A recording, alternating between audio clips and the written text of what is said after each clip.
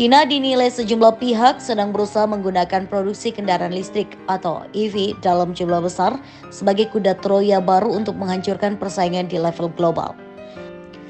Laporan European Times Rabu 4 September 2024 mengulas upaya Beijing tersebut.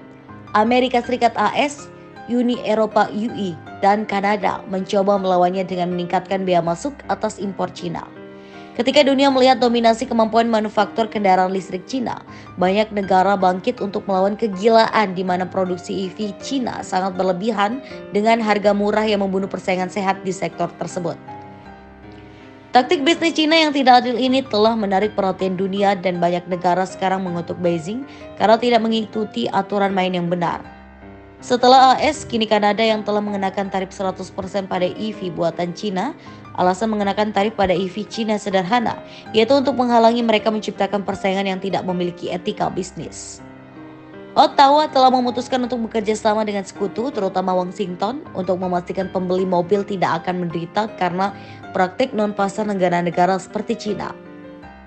Perdana Menteri Kanada Justin Trudeau baru-baru ini mengungkapkan bahwa negaranya akan mengenakan tarif 100% pada kendaraan listrik Cina dan juga mengumumkan tarif 25% pada baja dan aluminium yang diimpor dari Cina.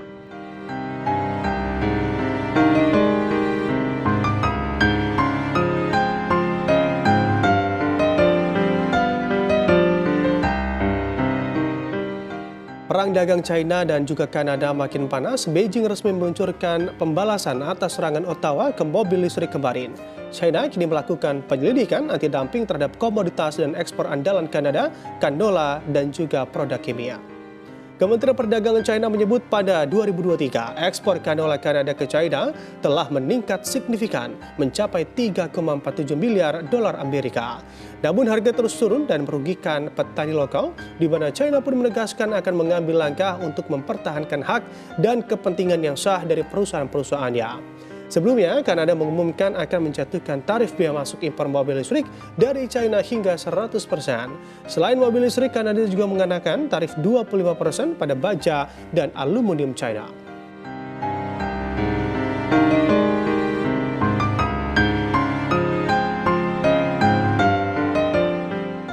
Kedutaan besar Cina di Ottawa belum menanggapi tindakan tegas yang diambil Kanada terhadap Beijing. Cina jadi produsen kendaraan listrik terbesar. Saat ini Cina merupakan pembuat kendaraan listrik terbesar di dunia yang menguasai sekitar 58% kapasitas produksi global. Pada 2023 saja, Beijing telah mengekspor 1,5 juta kendaraan listrik. Namun yang disebut oleh pembuat kendaraan listrik dunia sebagai malpraktik adalah Cina terlibat dalam kelebihan kapasitas. Kelebihan kapasitas di sektor manapun menunjukkan tingkat kapasitas industri dan tingkat yang lebih rendah, menyiratkan bahwa kelebihan produksi merupakan hasil dari tingkat yang lebih rendah. Produsen kendaraan listrik Cina menggunakan kelebihan kapasitas untuk memanfaatkan subsidi yang ditawarkan negara lain dengan membanjiri pasar mereka dengan kendaraan listrik murah dan akibatnya menyingkirkan pemain lokal dari persaingan. Trudeau telah mengisyaratkan dampak buruk bekerja sama dengan Cina sebagai tindakan balasan.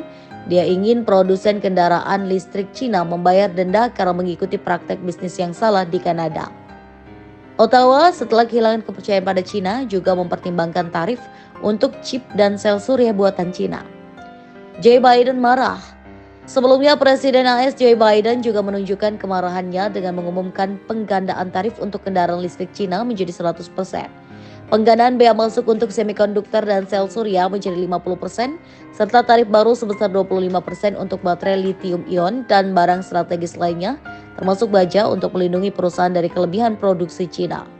Dengan cara yang sama, UI juga telah mengambil tindakan dengan mengenakan tarif hingga 36,3% untuk impor kendaraan listrik buatan Cina.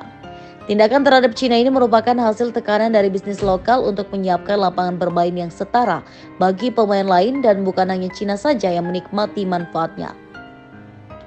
Perang dagang baru. Saham-saham Cina terpukul keras oleh tarif yang diberlakukan Kanada, AS, dan UI.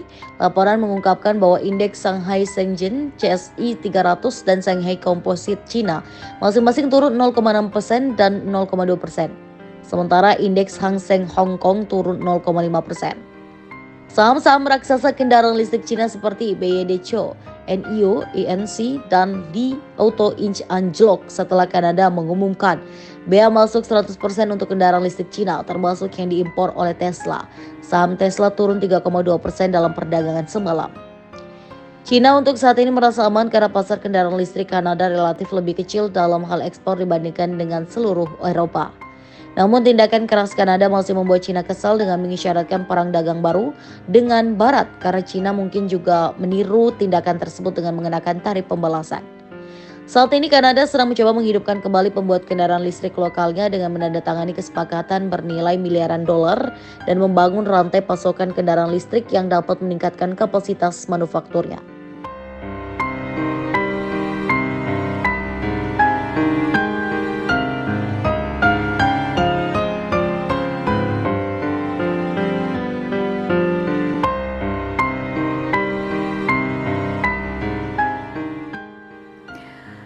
Pemirsa, Volkswagen, Renault, dan juga Stellantis sama-sama menghadapi kemungkinan penutupan pabrik akibat kini konsumen memilih produk China yang masuk ke Eropa.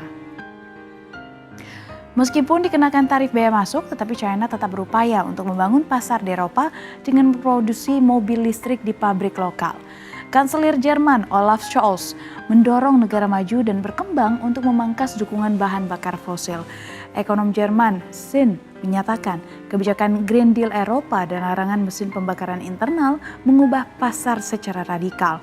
Menteri Habeck dan para pakar memperingatkan bahwa penyesuaian dengan tujuan iklim mungkin akan menghancurkan kemakmuran.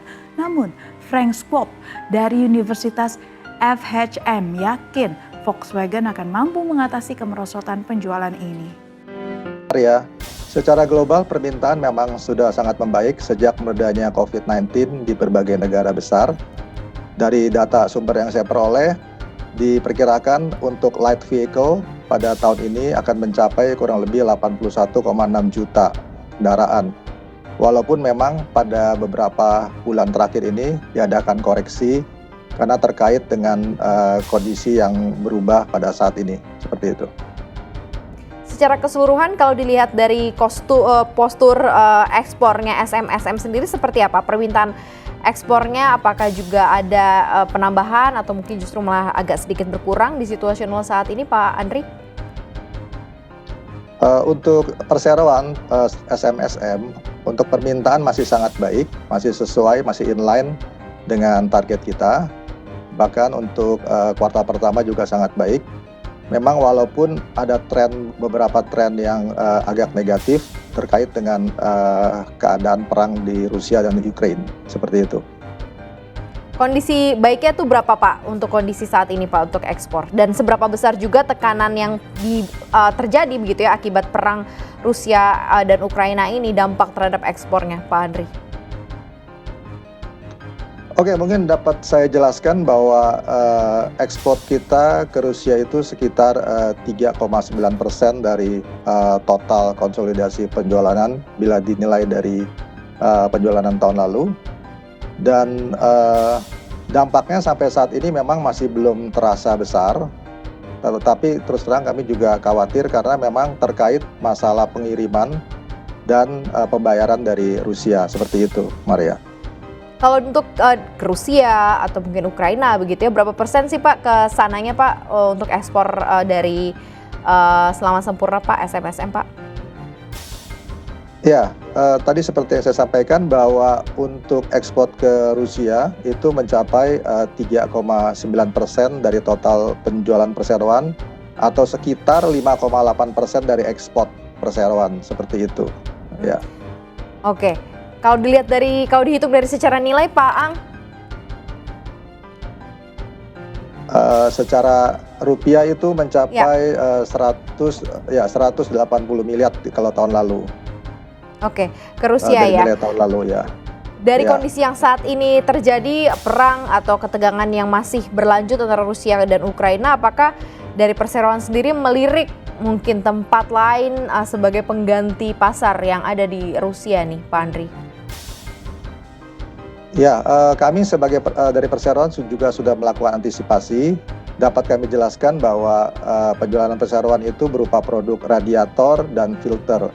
Radiator itu kurang lebih 13% nilainya dan filter itu 87%. Untuk radiator kami perkirakan pasar penggantinya mungkin bisa ke USA karena permintaannya juga meningkat cukup signifikan. Untuk filter masih banyak negara yang juga berkembang cukup baik seperti Australia, Thailand, Singapura, dan Jepang. Seperti itu.